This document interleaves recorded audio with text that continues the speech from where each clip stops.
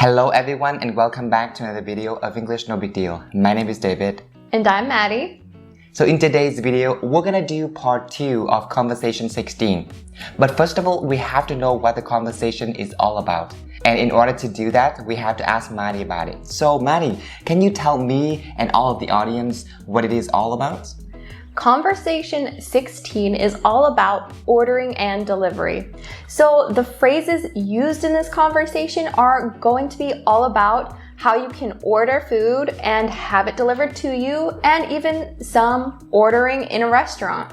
Now, these phrases are pretty versatile, so of course, you don't always use them in just ordering and delivery. You can also use them in other daily conversations, but to understand how you can use them, you're gonna have to watch the rest of this video. Before getting started, just so you guys know that we will make more videos like this in the future to help you achieve English at home. So if you like it and want to support us, please make sure you like this video and also subscribe to our channel. Now, without further ado, let's get straight into the main content of this video.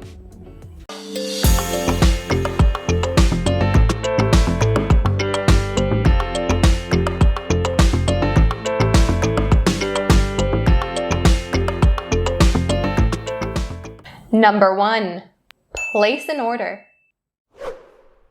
Hey David, I'm placing everyone's orders into the restaurant. Is there anything that you want to eat for lunch? The pronunciation for this phrase is pretty simple. The first one being the S sound in place. Just make sure that this sound is really clear. Do not drop it or skip it. Don't say play, play. That's something different. So say place, place. And the last two pronunciation points for this phrase are connecting sounds. The first one between place and an. You're going to bring that S sound over to an. Place-an, place-an, place-an. And the last one is between an and order. You bring that N sound over to order. An order, an order, norder. An order. Now say it with me slowly. Place an order. Place an order. Place an order. Now you use the phrase place an order when you are ordering something that is going to be delivered to you.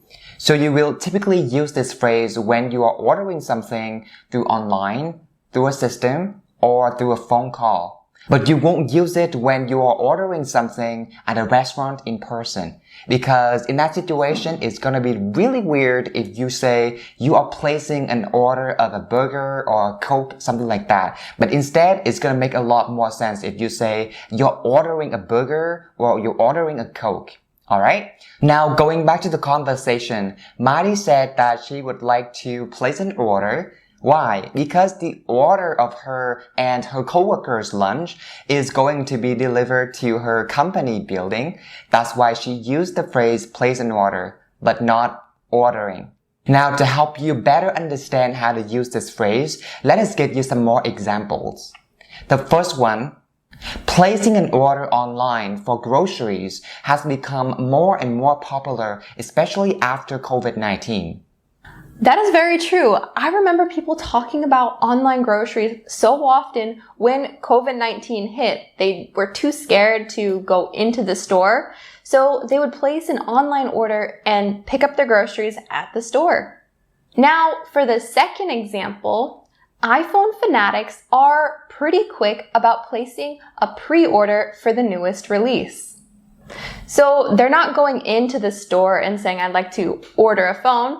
They're placing a pre-order. So they're ordering their iPhone before anybody else has a chance to get it.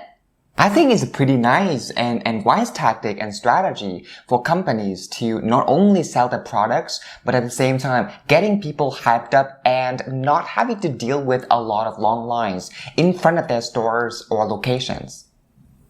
Number 2, pick somebody or something up, or pick up somebody or something. Okay. And do you want anything to drink with that? No thanks. But when placing the order, do you need any help going to pick it up? The only pronunciation points we have to analyze here are the ending sound of the word pick and up. And what I'm trying to get at is that you shouldn't enunciate the k sound or the p sound. Instead, you should probably turn them into a stop sound, just like how native speakers do in their day-to-day conversations. Later on, Maddie is gonna tell you how to use these phrases correctly, but right now, if you go for the first option, so pick somebody or something up. So just because the word pick and up are apart, that's why you can say pick somebody or something up. Because when you say it like that, it's going to be faster. And the most notice that you have to take is for the second way of using this phrase. So pick up somebody or something. Because now, in this particular way, the word pick and up are standing next to each other. So it's a very convenient situation for you to make a linking here. So pick up, pick up. Pick up somebody or something. And for the word up, all you have to do is to stop the P sound right there because it's going to help you speak faster and more native that way. If you pick up somebody or something, all that means is you collect them or take them from a place and they are no longer available. This phrasal verb is used in a variety of situations, from picking up the phone from the table to picking somebody up from the airport. Now, one thing to take note of is if you're using an object pronoun like him, her, or me, then these words have to be in between pick and up. You can't say pick up me or pick up him. That doesn't make sense. So you would say pick me up and pick him up. Going back to the conversation, David asked Maddie if she needs help picking up the order from the restaurant. Now, all that means is David was asking if Maddie needs help going to collect the order or take the order from the restaurant and bring it back to the office. Now, let me give you the first example. After placing an order for the air purifier, you can go and pick it up at the post office in 3 days. So, all that means is you can go and collect or take your order from the post office and bring it back home. So that air purifier will no longer be available at the post office. Because now it's being with you, right? And the second example that I have for this phrase is, I tried to call him so many times, but he didn't pick up the phone. That means maybe he was busy, maybe he wasn't there when the phone was ringing. That's why he wasn't able to pick it up. He wasn't able to answer the phone, or he wasn't able to take the phone call. Number 3, all by oneself. They'll actually be delivering, but I would love some help carrying all the food up from the ground floor. That would be a lot of food for me to carry all by myself. Sounds good. At least there's something that I can do to help you. There's only one word that we need to concentrate on, and that is the word all. Make sure that that O sound is clear and you're moving your tongue and mouth in the right way. Otherwise, it would sound a little bit off. So make sure to roll your tongue up so it is touching the top of your mouth for that O sound. O. See how I'm doing it? O. All. All. And that is it for the pronunciation. If somebody is doing something all by themselves, that means they're doing it all alone, all on their own, or all solitarily without any help of other people. By adding the word all this means is that you want to emphasize how solitarily that person is doing or getting the thing that they're doing done. But without it, the phrase still makes sense. Now, going back to the conversation, Maddie said that the orders she placed at the restaurant would be a little too much, would be a lot for her to carry up the floor of her company all by herself. She used this phrase in order to tell David that if she did it all by herself, or all alone, or solitarily without David's help, she wouldn't be able to do it. That's why she wanted David's help in order to be there and bring the food up for her when the food arrived. Now, moving on to some examples so you know how to use this phrase correctly. The first one I have is, a lot of people are successful in learning another language all by themselves. And all this means is that they can learn it on their own without the help of a teacher or without going to attend an English center or something like that. And the second example, my boss always proudly talks about how he built this business all by himself. So he's really happy and proud that he didn't have the help from anybody else in building the business. He did it all by himself. When talking about something that makes you feel proud, adding the word all just makes this whole thing more impressive. And so people will admire you a little bit more just because you did it all by yourself or all on your own. Number 4, a side of something. Can we also get one pork nacho with a side of sour cream? So for this phrase's pronunciation, all you need to be aware of is the connection between the word side and of. So you bring the D sound at the end of the word side over to of, you have side of. And a secondary point that you should be aware of is the V sound at the end of the word of. Because a lot of people, when they first started learning pronunciation, they ended up saying up, up. And if you have the lip movement like this when saying the word of, then the word of is actually ending with the P sound and not the V sound, and it's not correct. So make sure that you have the right movement for your lips for the V sound at the end of the word of. So side of, a side of something, a side of something. A side of something is usually a smaller dish that comes with the main meal. So it is much smaller in comparison to the main dish. And this side dish can usually come with or without a cost.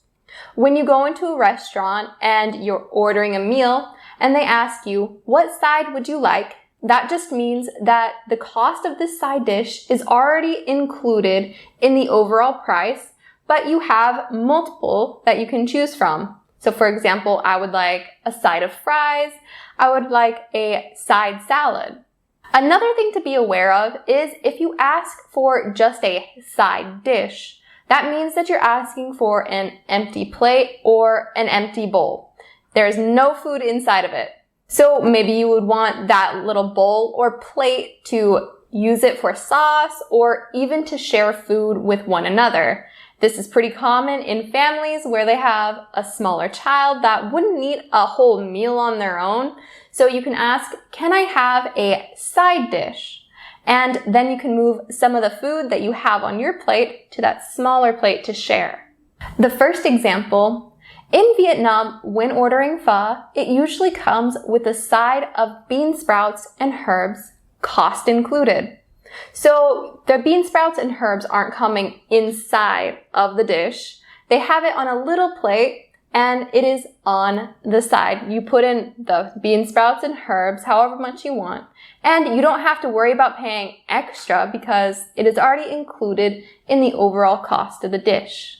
Let me give you the second example. Most fast food chains will give you a side of fries no matter what meal you order. Oftentimes, when you walk into a restaurant to order a meal, for example, a burger or some pieces of fried chicken, the restaurant will most likely give you some side of fries with all the costs included. Maybe the fries are coming in a bowl, or maybe they come in a small paper box. But the good thing is you don't have to be worried about the extra cost for it. Number 5, gluten-free, nut-free, dairy-free, and fat-free. Perfect. Then can I get a gluten-free enchilada? Now, out of all of these phrases, I'm going to be concentrating on the word gluten. Now, you see that T sound in the middle? It's mostly common in North America to drop or stop that T sound and say gluten, gluten. Notice how I'm not saying gluten, gluten. So for North American English, just make sure to drop or stop that T sound and say gluten, gluten. When the word free comes after a noun, that aforementioned thing is not included in the general thing that you're talking about. Let's say you have a nut-free cake. That means that that cake doesn't contain any nuts. And if you remember all the meals that Maddie placed an order for in the conversation, then you remember that she wanted a gluten-free enchilada. That means in that enchilada, there wasn't any gluten. That's why it's called a gluten-free enchilada. Now, coming up to the first example, lactose intolerant people can only consume dairy-free foods. That means all the foods they're eating regularly cannot contain any dairy. Otherwise, their stomach will be really upset. And the second example, lead-free cosmetics are not only profitable, but safe for the consumers. If you go and buy makeup and you're not sure if it contains lead or not, then your skin can end up having a really bad reaction. So now people are commonly looking for lead-free cosmetics. That means that the cosmetics or makeup that they're buying does not contain any traces of lead. It's never come into contact with lead, and it does not have any lead inside the product. Number 6, allergy and allergic. And for this last order, the person has a severe shellfish allergy, so the food can't come into contact with any shellfish. So when it comes to these words pronunciation, a lot of people are mixed up and assuming that these words pronunciation is the same, but they're not. So for its noun form, allergy, and its adjective form, allergic, they're totally different, right? So allergy is noun form. Not only it has the A sound, the butterfly A sound for the first syllable, but also the primary stress is upon the first syllable as well. So you say a and then allergy, allergy. But for the second form, its adjective form, its first syllable is the sound, but the primary stress is upon the second syllable. So you say allergic, not allergic, right? Allergic. So allergy and allergic. Allergy, allergic. Allergic, allergy. Now, as David has already mentioned, allergy is the noun form and allergic is the adjective form. Now, one thing to take note of is you have to have the preposition to right after the adjective form allergic. So say allergic to. Now, when you're allergic to something, that means you will have a bad reaction or feel ill when you come into contact with something. For example, people who are severely allergic to nuts, if they come into contact with any type of peanuts or any type of nuts, then they'll feel really sick. Maybe they'll have hives or a severe reaction that will send them to the hospital. In the conversation, Maddie mentioned that someone was severely allergic to shellfish. So that means that if they come into contact with any type of shellfish, or even if they consume shellfish, then they would have a very bad reaction. So that's why you have to be really careful if someone says, I'm allergic to shellfish. Now for these words to make more sense, let's give you some examples. Allergens such as mold, pollen, and dust can cause hay fever for people who are allergic to them. So all that means is if these people come into contact with any of these allergens, then they can have an allergic reaction that will cause hay fever. So they'll have maybe itchy eyes, hives, really bad rashes, anything like that.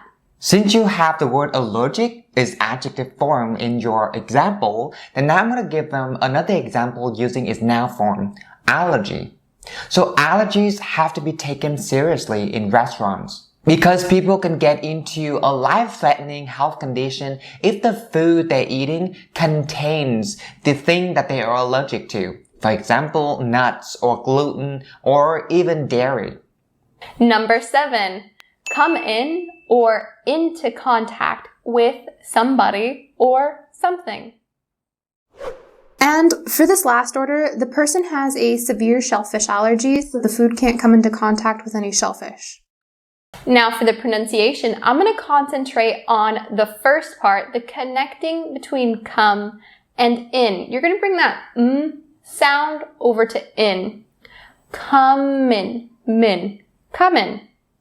Now the last pronunciation is upon the word contact. you really have to make sure that both those t sounds are correct and clear. Contact. Do not skip any of them or drop them. Don't say connect, not correct. Contact. Now, come in contact or come into contact with somebody or something means to be exposed to them. You can use this phrase to talk about people or things. But just a special note when you use this phrase to talk about people is that if you come in contact with somebody, that means you'll see, talk, or communicate with them in person. Now, going back to the conversation, Maddie said that the food can come into contact with any shellfish. That means the food can contain or be exposed or touch any shellfish. Otherwise, it's going to be bad for the person who eats it. Now, in order for this phrase to make more sense, let us give you some examples. At the beginning of the pandemic, people were asked if they'd come into contact with anyone with COVID.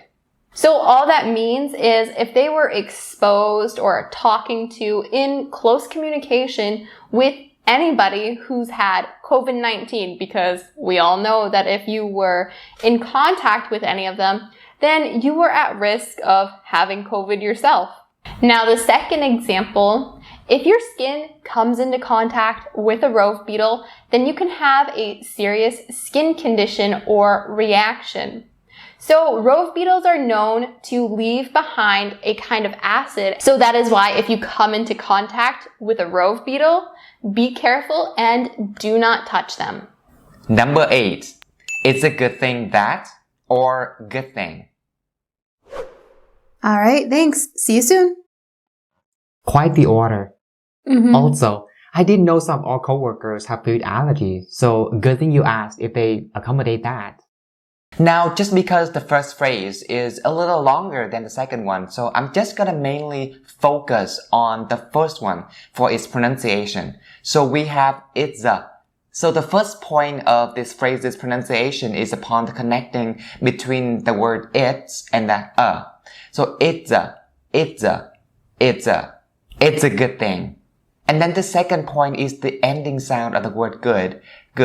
A lot of the time, when you hear a native speaker saying this word, you don't hear them enunciating the D sound at the end of this word, but keep in mind that they stop it. So it's a good thing. By doing this, your speech is actually faster and more connected. Now, let's say this whole phrase with me one more time. It's a good thing that. It's a good thing that. Now, how this phrase is used is, first of all, the full part, it's a good thing that, is a more formal form of this phrase. So you would use this more in a business setting or in writing. But when you shorten it to good thing, then this is more informal, so used in daily conversations, or you could also see this phrase in movies. Good thing. Now, how this phrase is used is, all this means is you're happy that something is done or something happened because it prevented something else bad from happening. Going back to the conversation, David said it's a good thing that Maddie asked the restaurant if they accommodate food allergies. Now, how this is a good thing? Well, by Maddie asking the restaurant if they accommodate food allergies, then this helps prevent having a bad reaction for her coworkers. Now, when using these phrases, you have to make sure to use a clause. Now, what I mean by this is you have to have a subject and a verb. You can also sometimes have an object just to add in more information. Now, for these phrases to make more sense, let's give you some examples. The first example, good thing we purchased insurance for our home, otherwise we would have been in trouble with this flood.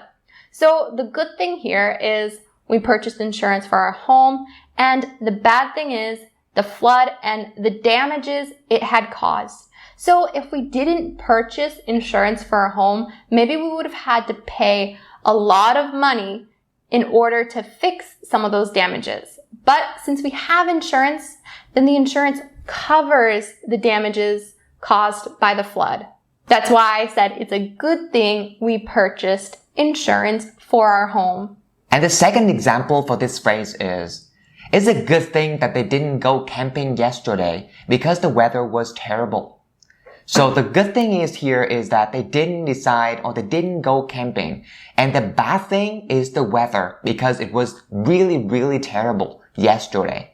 So by not going camping, they felt like they saved themselves some time because even if they went camping, they wouldn't have been able to enjoy the moment because the weather was bad. And everybody knows that if the weather is bad, no one wants to go camping because it's an outdoor activity. So maybe next time if you want to go camping, make sure that you listen to the weather forecast to know if the weather of the day that you decide to go camping is good. Otherwise, you should just stay home as well. Number 9, lobby, waiting room, and lounge. So what time did they say they'll be here? They said it would take about an hour, meaning that they would be here about 2:30. But they're usually a bit earlier, so I'm going to head down at 2:20 to meet them in the lobby. Now for the pronunciation, I'm going to say some of the words slowly and say them with me to practice getting the right mouth movements. The first one, lobby, lobby, lobby.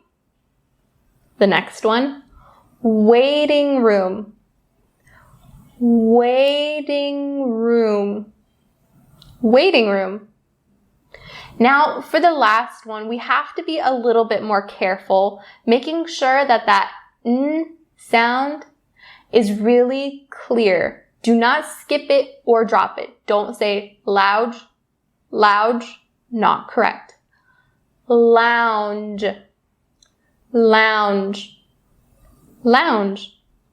These words and expressions are to talk about a place which is located inside of a building and near an entrance for everybody. Lobby and lounge are typically used for hotels or other public spaces or buildings and offices as well, while waiting room is typically used for hospitals or any other places that provide a service. Now, because of the simplicity of these phrases or words, we're just gonna get straight to the examples so you can practice along. The first example is, the wedding party was waiting in the hotel's lobby until it was time for everybody to leave. So we're talking about hotel, and like I said earlier, a hotel is considered as a public place. That's why we need to use the word lobby or a lounge, right? Now, I would like to elaborate a little bit more. You can think of a hotel as a place that is providing a service because you're there renting out a room to stay. But when you go into the lobby, you can sometimes have anybody in there. They can come in, maybe they're your family or a friend. They don't necessarily have to have a room there, but they can come and sit and wait in the lobby. Now, the second example, I was told to sit in the waiting room until it was time for my dental appointment. So we use waiting room here because I'm in a place that is providing a service. What is the service? Dental work. So I have to sit in a waiting room. We don't use a lounge or a lobby because this isn't a public space. Not anybody can just walk in and sit down. You have to have an appointment in order to sit in the waiting room. So that's why we use waiting room. Number 10. I'll do something once something happens. No, you don't need to wait with me. I'll just give you a call once the food arrives and you can give me a hand then. Now, the pronunciation for this long phrase is just upon the word I'll. Just because there's a contracted version of the word will that comes right after the word I. So we have, instead of saying I will, it's all contracted into just one word, I'll. So most people find it hard to enunciate the L sound at the end of words like this. So if you haven't gotten right yet, make sure that you put in more practice. So now say the word along with me. I'll. And now if we change the subject from I to they, we have they'll. To you, we have you'll. To we have we'll. To he, we have he'll. To she, we'll have she'll. And to it, we'll have it'll. Now let's say this whole phrase with me one more time. I'll do something once something happens.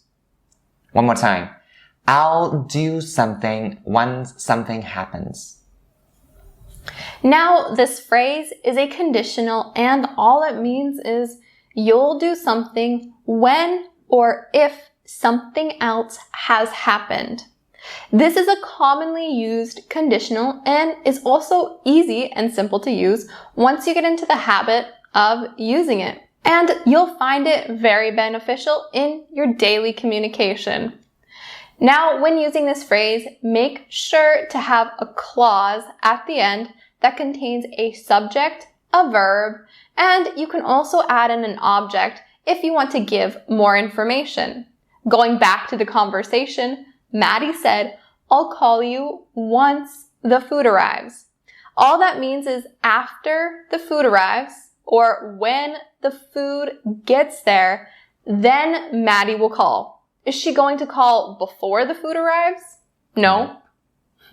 So she waits until the food gets there, then and only then will she call David. The first example, we'll call you once your application is approved. So can they call you back before your application is approved? No, they cannot. They can only call you back when or if your application is approved. And for this second example, I'm gonna make it a little bit different in terms of the position of the once clause. So once the management agrees upon which project is the best, I'll tell everyone about it.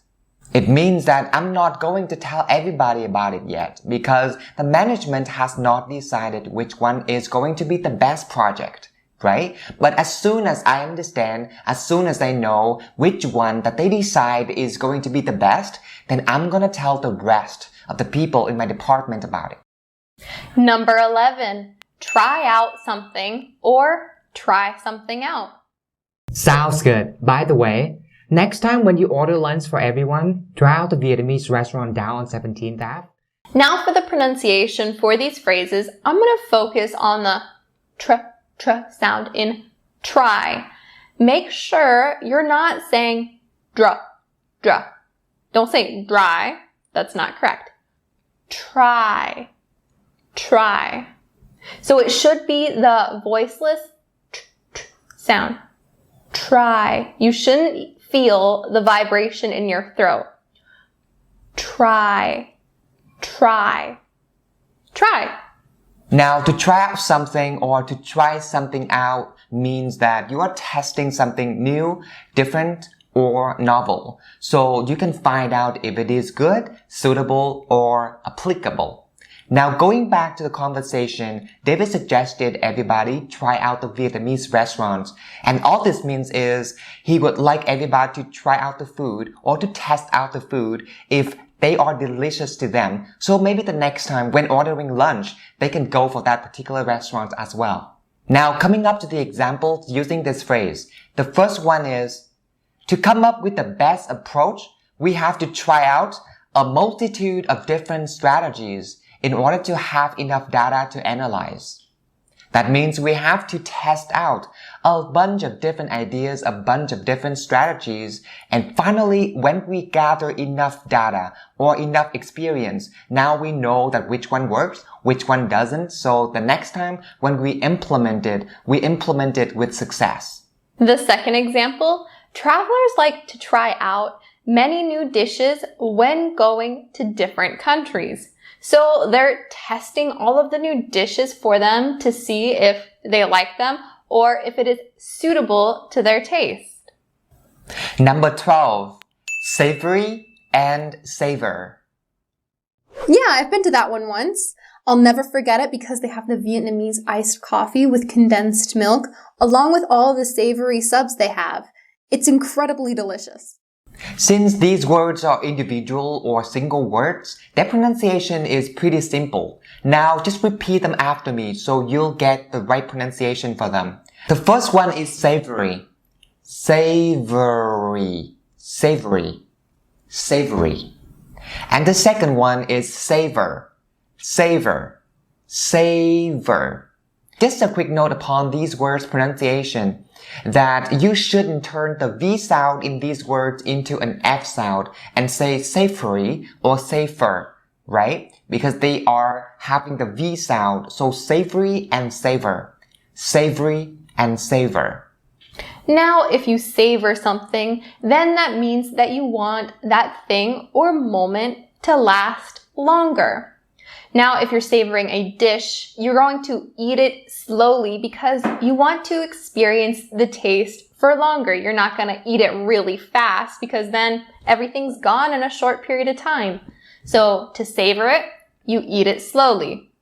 Now, as I mentioned, you can savor a moment, and you do this by not thinking about anything else during that moment. So some examples of moments you would like to savor are holidays, family get-togethers, or even family meals. Because these moments are really special and you don't want to miss anything. So you try not to think about like things that are stressful or even work during these moments that you would like to savor.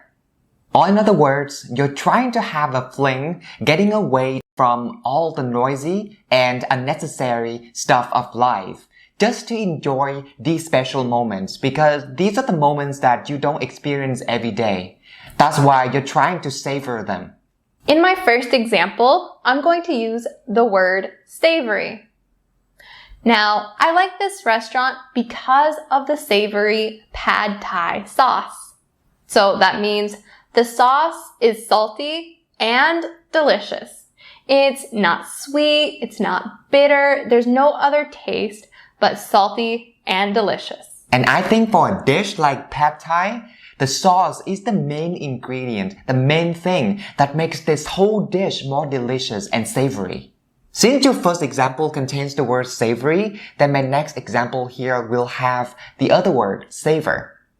Since I don't see my mom that often, I find it extremely meaningful to savor every single meal she makes for me.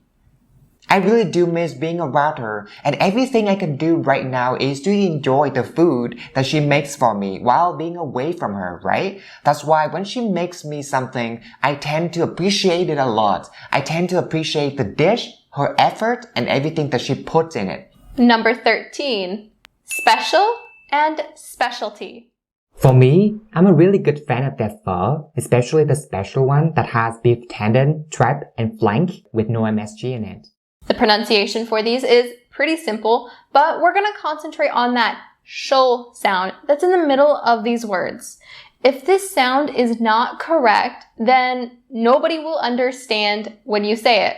So that's why it's important to get the correct mouth movements for these words. So, shol, shol. For that sound, my lips are going to be sticking out, and then I'm going to move into that o sound really quickly. Shol.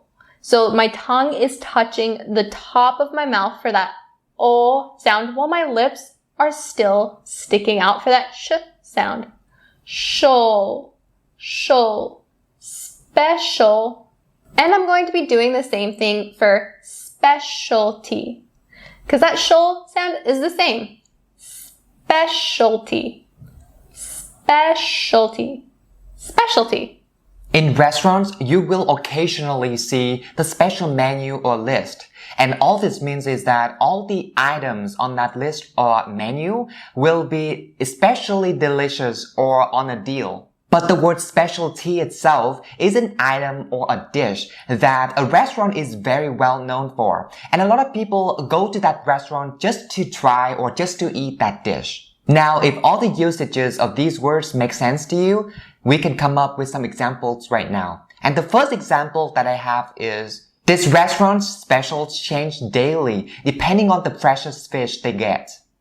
So that just means that they have a special deal that they offer depending on what types of fish they have.